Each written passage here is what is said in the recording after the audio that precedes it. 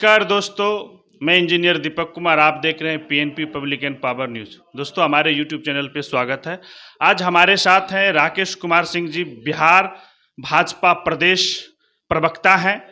आज इनसे बात करते हैं कि वर्तमान जो विश्वास महारैली विपक्ष करने जा रहे हैं, इससे क्या बिहार में जनता पे क्या इफेक्ट पड़ेगा।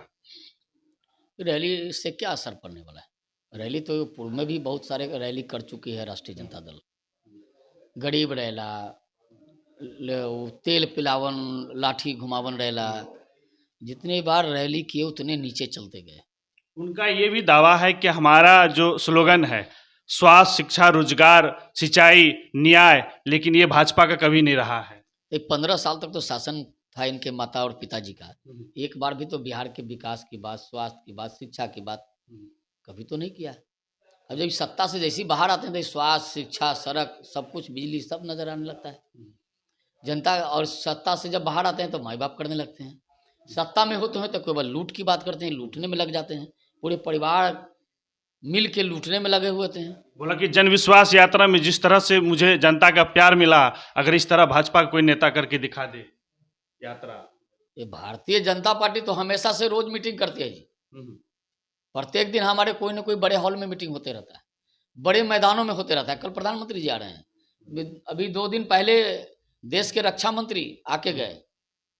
तो कल प्रधानमंत्री जी आ रहे हैं 2 मार्च को, तो क्या सौगात देंगे? प्रधानमंत्री जी 2 सभा करने वाले हैं। जब भी प्रधानमंत्री जी आए बिहार को कुछ ना कुछ दिया, कुछ नहीं दिया, बहुत कुछ दिया। तो प्रधानमंत्री जी आ रहे हैं, इस तो बिहार को सौगात मिलेगा, बिल्कुल मिलेगा। बिहार के कई हजार करोड़ की योजनाओं का शिलान्यास, उद्घाटन करने वाले हैं कल प्रधानमंत्री जी। और लगातार इसके बाद फिर अगले सप्ताह में भी आने वाले हैं, जिसकी सूचना दी जाएगी। तो उनका तो प्रोग्राम लगातार लगा है। बिहार के विकास के लिए सक्रिय हैं। बिहार में विकास की गाड़ी पटरी पर कैसे दौड़े, इसकी चिंता प्रधानमंत्री जी दिन रात करते रहते हैं। पूरे देश के विकास की बात करते हैं, लेकिन बिहार प्रमुखता में है।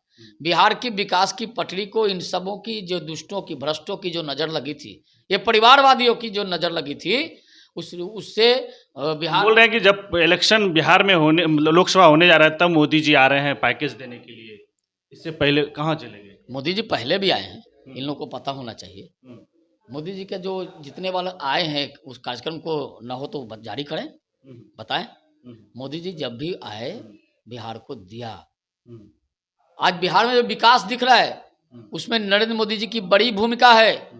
उन्होंने पूरा, आपको बता देते हैं,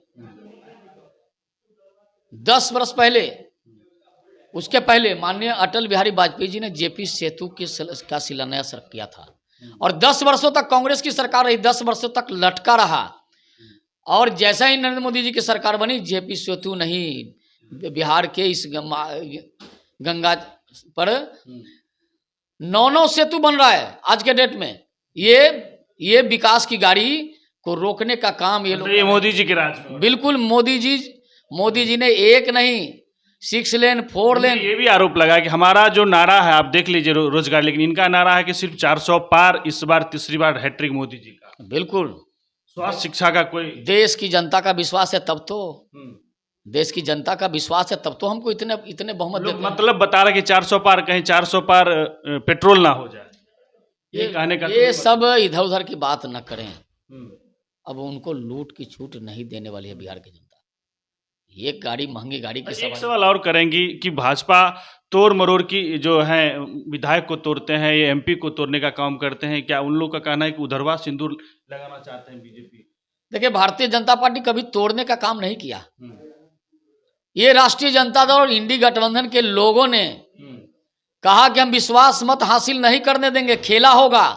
तो अब उनके यहाँ जब खेल हो रहा है तो बेचैनी क्यों हो रहा है? इनकी जो बेचैनी है उसी का तो इलाज हो रहा है। आप एक सवाल लेंगे हिमाचल से। हिमाचल में आपके चाणक्य जो हैं, जिनको आप चाणक्य बोलते हैं, अमित शाह जी को, उनकी चाणक्य पे कहीं न कहीं इफेक्ट कर दिए हैं डी के शिव कुमार जी ने। आपका जो वहाँ आप राज्यसभा सांसद बनाना चाह रहे थे, लेकिन उल्टा ही पड़ गया आप पे। हिमाचल की बात कर रहे हैं? हाँ। हिमाचल में तो क्रॉस वोटिंग हुआ ही, एक मंत्री रिजाइन किया। एक मंत्री 6 रिजाइन, विधायक तो अयोग्य घोषित हो गया। 6 विधायक आयोग घोषित किए, लेकिन क्या स्थिति है, क्यों भाग रहे हैं लोगों के यहाँ से लोग, ये पर तो विचार करनी चाहिए। डी के शिव कुमार भारी पड़ गया अमित शाह जी के चाणक्य नीति पे। देखिए ये सब DK शिव कुमार जी और अपने कौन किस पर भारी पड़ा है तो समय बताएगा। बोल रहा है कि उनके पास ईडी है, सीबीआई, इसीलिए वो अपना पावर दिखा पा रहे हैं, अगर हमारे पास रहता तो हम दिखाते हैं। और तो भारतीय जनता पार्टी के में जब बता रहे हैं कि ईडी और सीबीआई थी, ईडी और सीबीआई तो इनके समय थी और उनको पता है ना। नरेंद्र मोदी गुजरात के मुख्यमंत्री थे, सैकड़ों बार दिल्ली बुलाया, दौड़ाया, आपको पता होनी चाहिए। अच्छा, क्या कारण? लेकिन बता दे रहे हैं, अगर ईडी सीबीआई और आईटी को अगर शंका है और लगातार नरेंद्र मोदी को भी परेशान, उस समय लोग कहते हैं, लोग बार बार नरेंद्र मोदी को दोहराते थे, नरेंद्र मोदी से कभी विचलित नहीं हुए और जितना बार बुलाया उतने बार गए, कहाँ नरेंद्र मोदी को कोई फंसा दिया।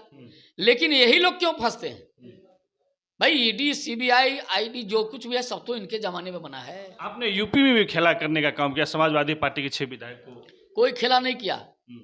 ये विधायक को कोई पकड़ के जबरन वोट नहीं करा देता है, विधायक अपनी मर्जी से बोला, डरा के सबको अपने। और आप बात कर रहे हैं, जब विश्वास मत पर चेतन आनंद आए थे, विश्वास मत के समय प्रहलाद यादव आए थे, तो ये लोग जो विधायक आए थे, क्या इनको डरा सकता है क्या कोई, या कोई प्रलोभन दे सकता है क्या? किसी प्रकार की दिक्कत है क्या इनको कि वो लोग सब स्वेच्छा से आ रहे हैं? ये लोग सब जान रहे हैं सब परिवारवादी हो गया, ये सब भ्रष्टाचारवादी है, तब उनको छोड़ के सब लोग एनडीए के साथ आ रहे हैं।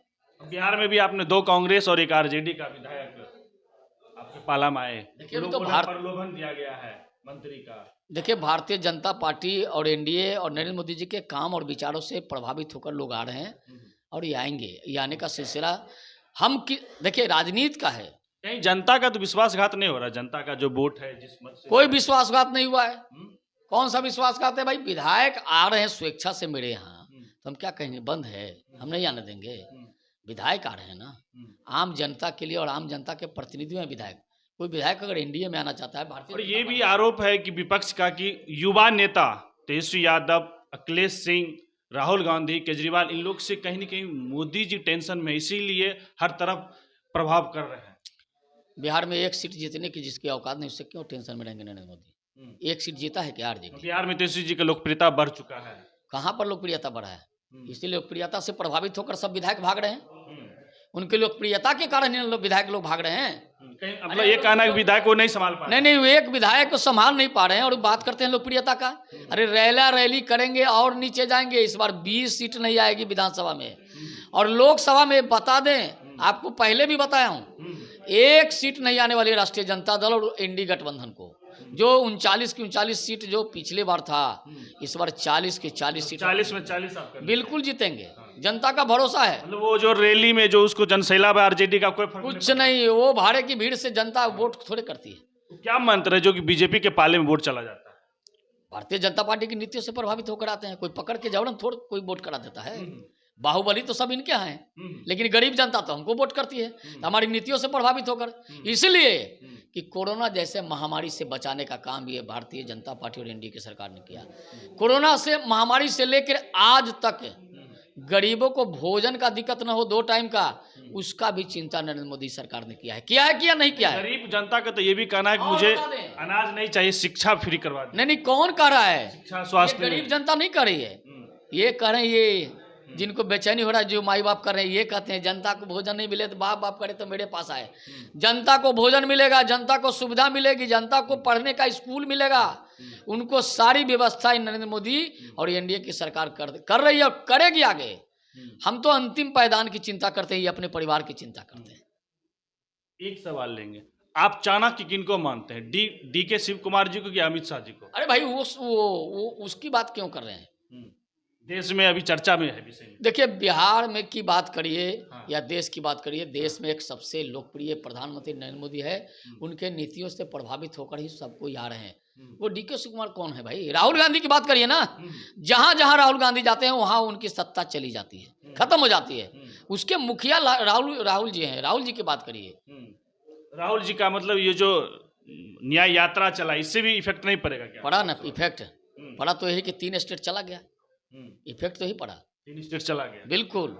जहां जहां जाएंगे, और बता दे रहे हैं तेजस्वी यादव जहां जहां सभा करेंगे वहां वहां उनका सुपड़ा साफ हो जाएगा। कहीं मत घूमे तो कुछ सीट बच जाएगी, घूमेंगे तो बिहार की जनता और देश की जनता कांग्रेस को, राष्ट्रीय जनता दल को, इंडी गठबंधन को सुपड़ा साफ कर देगी। ये लोग इसलिए घूमे नहीं। अगर मतलब 3 तारीख जो जन विश्वास महारैली मतलब आरजेडी जो करा रहे, इससे मतलब कोई प्रभाव नहीं पड़ने वाला है, कोई प्रभाव नहीं पड़ेगा। बता तो दिए, गरीब रैला किए थे, करा महारैली होगा, गरीब रैला किए थे, रैला शब्द दिया था, गरीब रैला, रैली होता है, बोला रैला। क्या हुआ हर्षल? 15 साल की सत्ता उखड़ गई। जोर शोर से तैयारी है उन लोग का। तैयारी करें ना, क्या दिक्कत है, करिए तैयारी, भाड़े की भीड़ जुटाइए, खर्चा करिए, मतलब भाड़े का भी है, रुपया तो लूटा है, पैसा खर्च करके लोगों को जुटा लीजिए। जुटाने से क्या होगा, जितना भीड़ जुटेगा उतना ही कम वोट आएगा उनको, ये तय है।